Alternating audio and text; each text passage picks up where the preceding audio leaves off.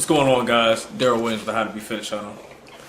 So I try to make sure to give you guys a clear understanding that it's not just going to be about lifting weights, and that you can make your muscles stronger, but if you're not also doing the same thing with your mind, then you're kind of leaving yourself handicapped as an athlete and as a person. With that being said, I have a book that I have been reading. Just about done with it, but I think I've read enough of it now that I have a pretty clear opinion of it, honestly, and its utilization and how you can be able to add it to your routine and why you should add some of the concepts to your routine.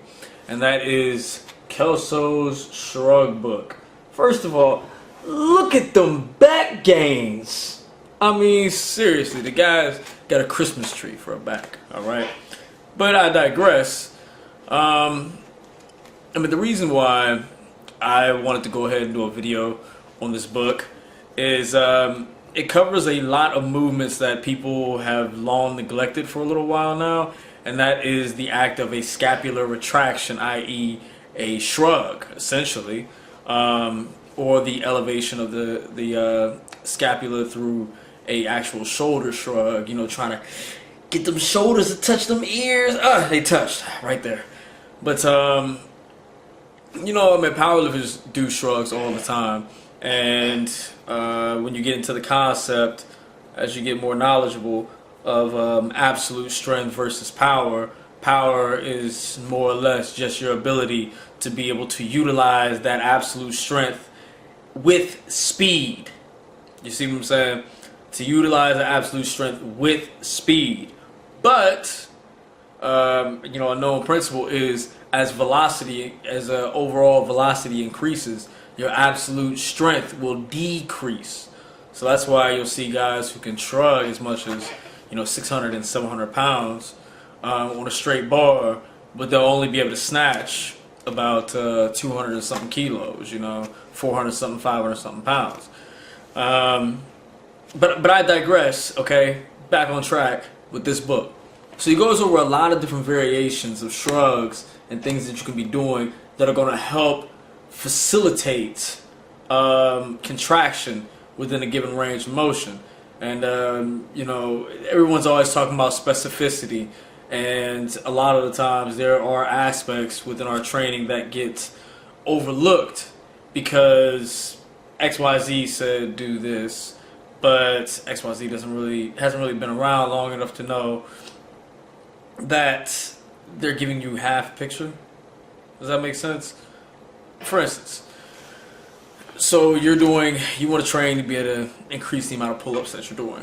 One of the best ways you're going to be able to do that is to do the pull-up sets. If you can only do 7 pull-ups, maybe do 3 or 4 sets of 5 if you can manage. And any reps that you fail, okay, do a scapular retraction. That's where you're going to essentially put your hands up and then pull your shoulder blades down and back. It's almost as if you're trying to touch your lats to your ankles, okay? You're going to try to pull down and hard. You're going to feel that squeeze in those lats.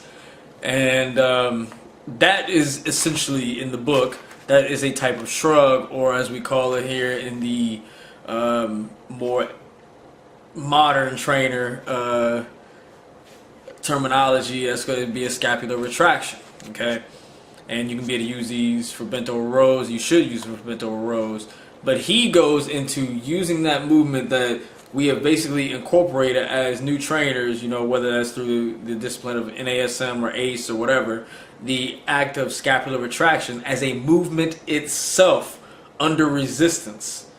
You see, because the actual act of retracting your scapula during a movement, which I believe I mentioned in another video, and too much of it can be a bad thing, but good thing if programmed properly.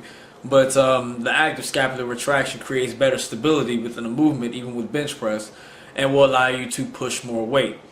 Kelso breaks that down in this book and brings up a lot of different movements that are going to facilitate not only just more strength and your pushes, your pulls, but also just more overall stability and get you in that psychological mode of knowing I can handle this weight. It's kind of like two-faceted. And I definitely suggest, if you can get a hold of it, it's pretty cheap. I know Iron Mind sells it for about $10 ish. I found it online for $4 on Amazon. Not too bad, you know, not too shabby. Just another one of those gems. You know, there's some stuff I wasn't really feeling. I mean, he does live more than me, so who knows? But there was some stuff that I'm not really feeling. A lot of the science has come out that says that a couple of the movements are not safe and they're not really practical. There's no point to them. But there are a good bit of them that really were. You know, that really were. And I don't want to give it away because I believe that you can lead a horse to water, but you can't make him drink. This is the water, okay? Go lap it up. I'm letting you know that it's a damn good book. Comment, subscribe, like, talk shit. Whatever you're gonna do. But I'm out of here.